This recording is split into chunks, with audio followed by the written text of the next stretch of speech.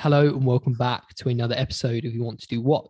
Today we've got Brady Wright on, and he's a freelance content producer. Hi, Brady. Hi man, how we doing?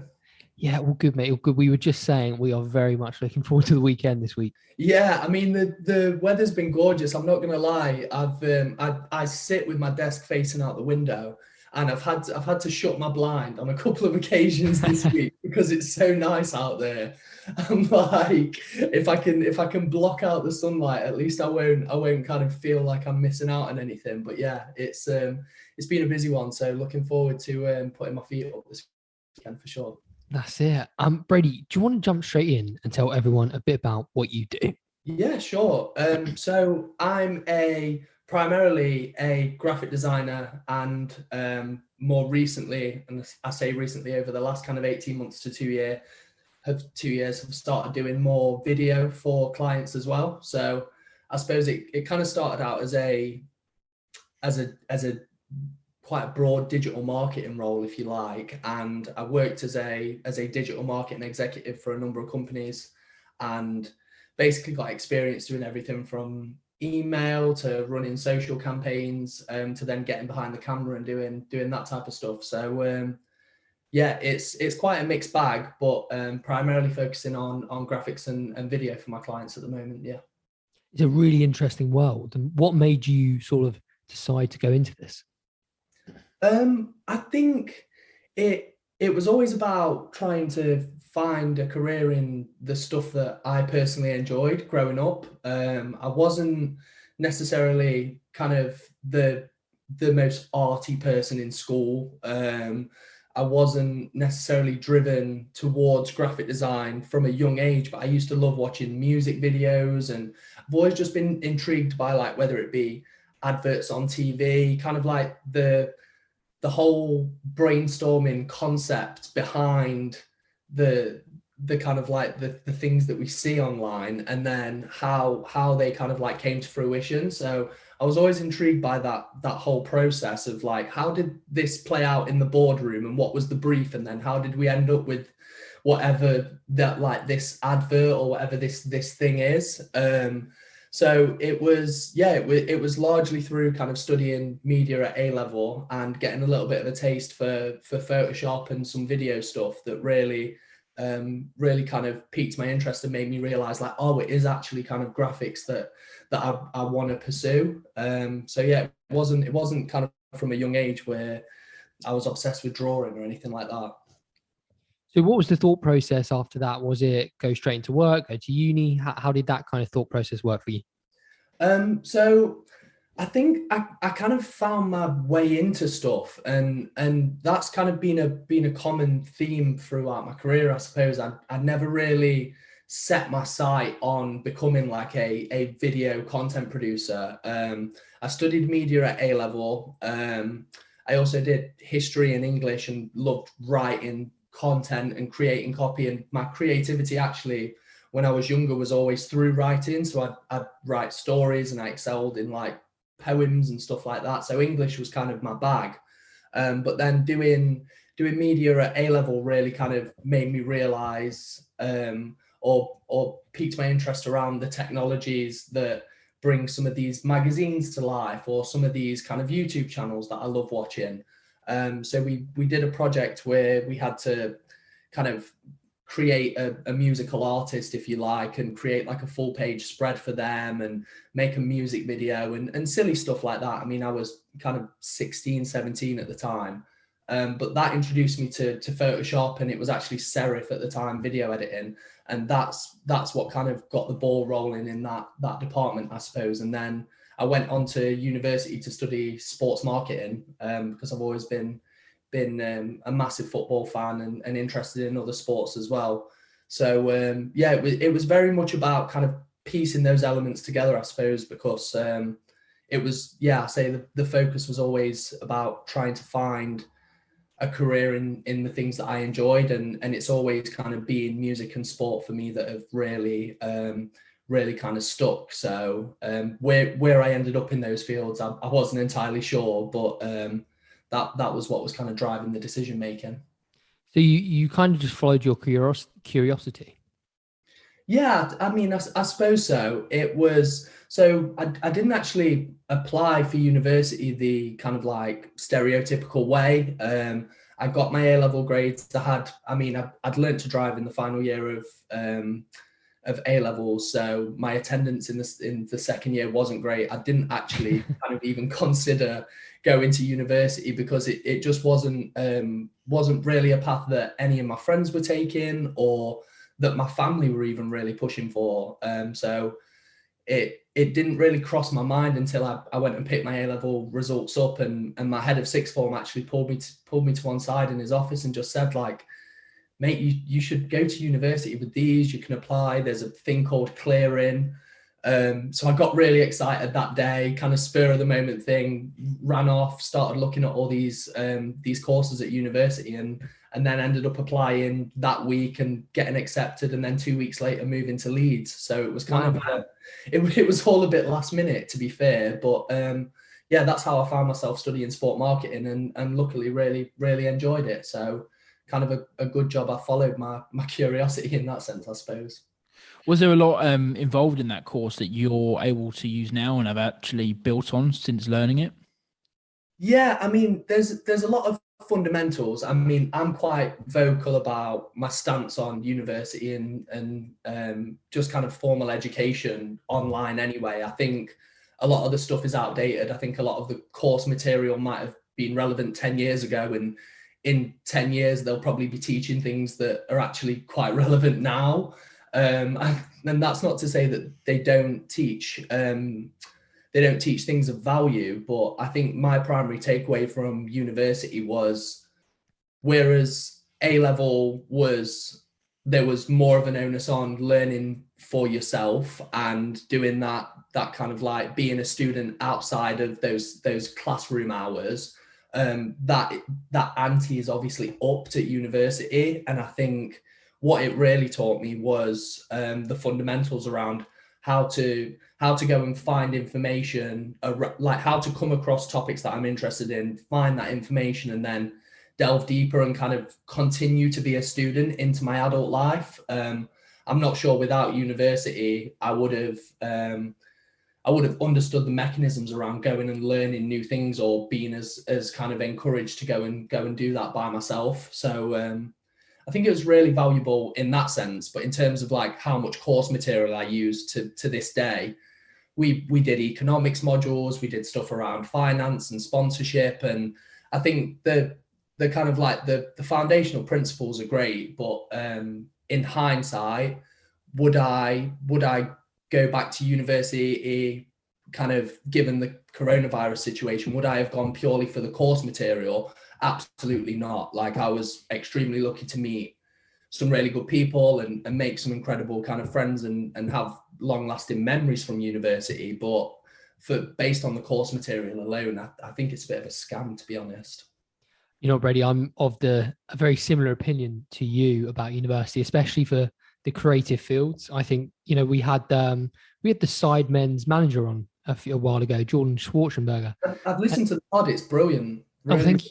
Thank you. And he's of the same opinion as us. You know, marketing and creative subjects, they change so rapidly.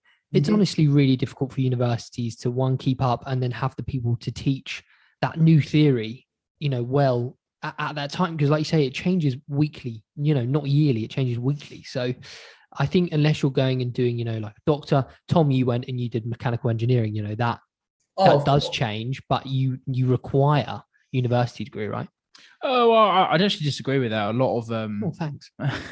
Well, I absolutely adored university, and I would go back in a heartbeat, not just for the social life, but I did enjoy the course and what I studied. But even for my industry, I work with an awful lot of apprenticeships, and I'm only a few years older than some of them, but the knowledge they have in the specific field I'm in now is far superior to what I have. And it's impossible to learn what I do at work at university just because it's such a niche field. So I think there's places. I think what I was able to get from university is having that bit of paper, particularly within engineering, goes an awful long way, particularly when it comes to things like charterships. I would personally advocate for university if you want to go, just because it was the 4 best years of my life. I absolutely loved it. Yeah, no, I agree with you on that front. It was definitely the kind of like the highlight of my 20s to date. It's it's a period of life that you kind of won't ever forget, I suppose. No, exactly. But I tell you what, I did find quite interesting. I remember when I first started my course compared to finishing it 3 years later, the amount of dropouts.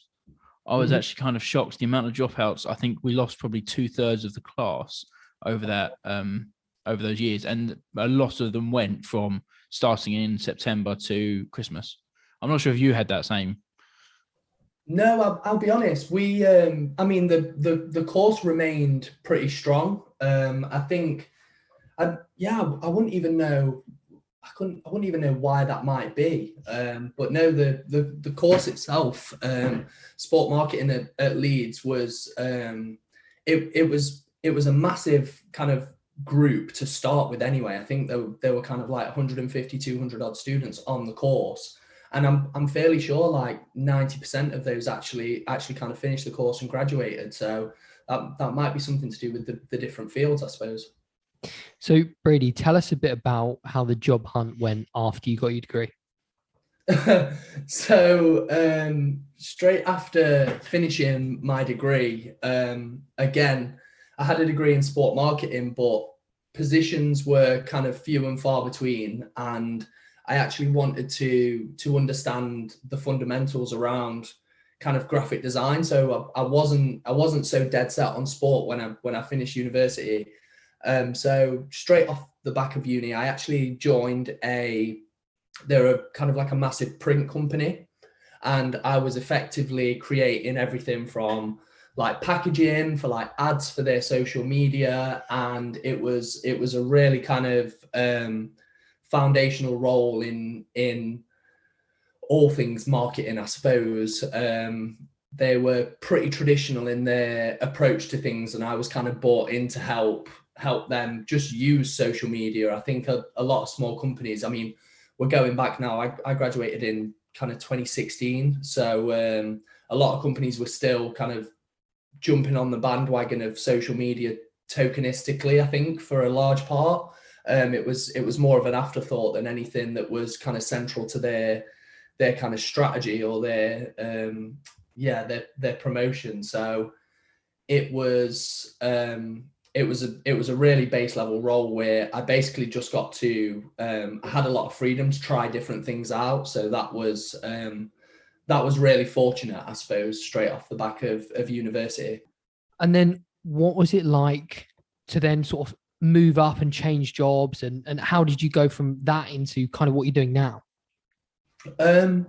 So that was kind of, it was a process that really started when I left university. I actually kind of made a post and alluded to this the other day. I was terrified of the idea of full-time work. Like, whilst I was a student, the idea of having to kind of give up all that free time. I mean, I worked kind of like Saturday roles, and I had to work during my course. I wasn't kind of lucky enough to be in a position where I could just kind of cruise through the course and just worry about learning at that time. But then that jump into full-time work really scared me. So I was quite particular about where I worked and for how long. So I was always on the lookout for opportunities that seemed to align more with me.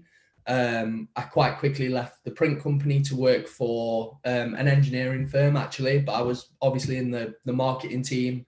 There I made a lot of like video stuff. I created, again, a lot of print ads, was doing graphic design, but not in a realm that I was kind of passionate.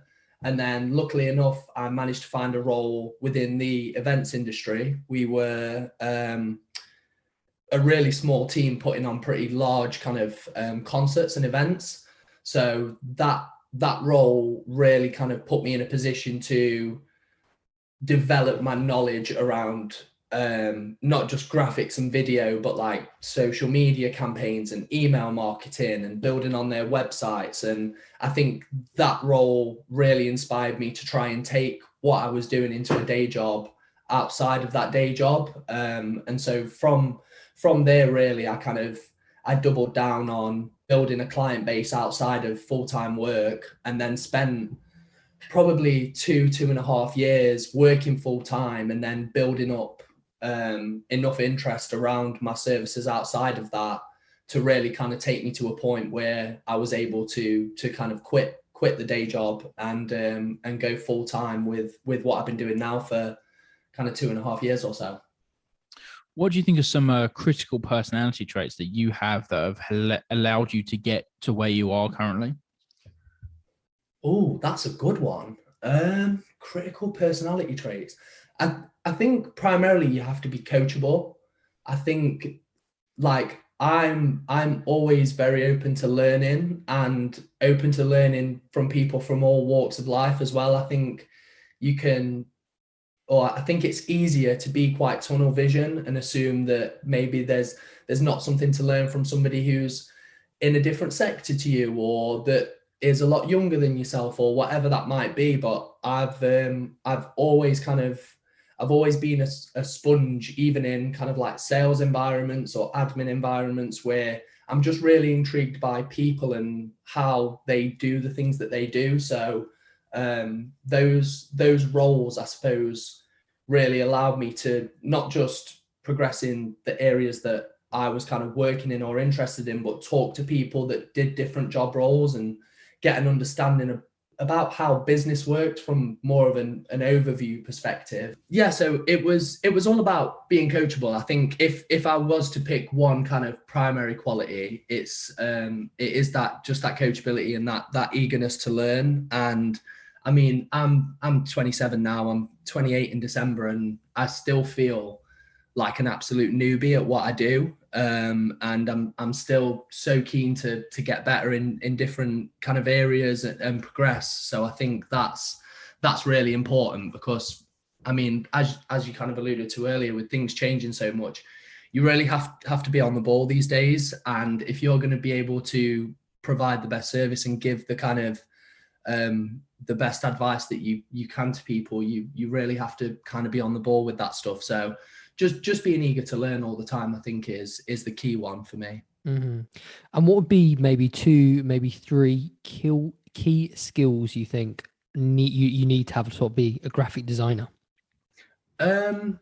So I think you need to have kind of a good eye for detail. That's the stuff that really takes you to another level. It's not something that I was necessarily super apt at when I first started out, and it's not something I particularly excelled in. But through having a string of kind of managers and going through different feedback loops, you quickly learn to be really kind of precise and specific with the type of stuff that you're creating, and that helps enormously in just kind of bringing everything to a new level and elevating what you do. I think you need to be relatively thick-skinned. It's probably not something that people would associate with graphic designers, but when you work in a role where it's a very opinion-based sport. It's not like if an accountant's doing a good job, or if the IT guy is doing a good job, like the accounts are all in line, or the kind of like the computers are working. Do you know what I mean? It's quite tangible. Whereas a lot of the stuff that I've worked on in my career, everyone feels like they can kind of have an input or have their say, and it's kind of you have to be very open to hearing feedback from people and being wrong, I suppose, a lot of the time, and not taking that personally. And that was something that I learned quite early on, when you move from doing university projects where you create whatever it might be and that's off your back and it gets graded, to being sat in an office and 5 or 6 people are kind of like around your desk saying, oh, change this, what does that look like there? And that definitely, it definitely used to wind me up a little bit when I first started, and it's something that I think over time you just learn to kind of step away from and appreciate that everyone kind of enjoys having their input on that side of stuff as well. Do you ever get sort of like customers or colleagues like ask you then, Kel, I want to change it to this, and you're like, that just won't work. Please don't make me do that. Yeah, I mean, don't get me wrong. I won't mention any names. I'm really lucky in the sense that I work with a handful of clients on a regular basis that are really kind of open. They trust what I do, and we kind of have a very kind of open, clear back and forth. And I'm super transparent about what I do as well. So it's easy to kind of move things forward in that respect. But yeah, without a doubt, you get clients who kind of want things a certain way, and the best I can do is advise. I'll never kind of force or kind of say it has to be this way. You ultimately those people are paying for my time and my expertise, and if they don't want to take that on board, by all means, I'll kind of go with what they prefer. But there have been instances where you go down that route and then that you arrive at the end product and actually they want to do things the way that you'd originally suggested, and that's the frustrating one, when you kind of end up backtracking and it's like, well, I did mention this 2 weeks ago. Yeah, it's a mixed bag, but I think on the whole, people are the people that I have worked with on a long-term basis kind of appreciate what I do and appreciate my opinion on things, and it tends to kind of go that way. And for you, what's been the number one positive working in this industry so far? Genuinely just the people that I've got to kind of meet as a result of it. And that's not just clients, that's people I've worked with. It's even people that I haven't worked with that just do similar work to myself. I mean, I'm in a handful of WhatsApp groups. I obviously kind of came across your stuff on LinkedIn, and that's how we've ended up connecting here. I think the creative industry as a whole is just full of really interesting people that have really exciting ideas, and it's I'm from quite a small town just outside of Nottingham. There's a lot of kind of single-minded thinking in this area, I'd say. So it's nice to meet people that kind of have big dreams and big aspirations, and go out of their way and spend a lot of time creating things that are purely out of passion and just because they absolutely love it, as well as they're brilliant at it. So yeah, I think the people hands down would be the best thing about what I do. That's definitely up there with one of my favorite answers to that question. I love that sentiment of finding people that want to do something a bit bigger than maybe you get from your, local town, and go and see the world a bit. I love that answer, mate.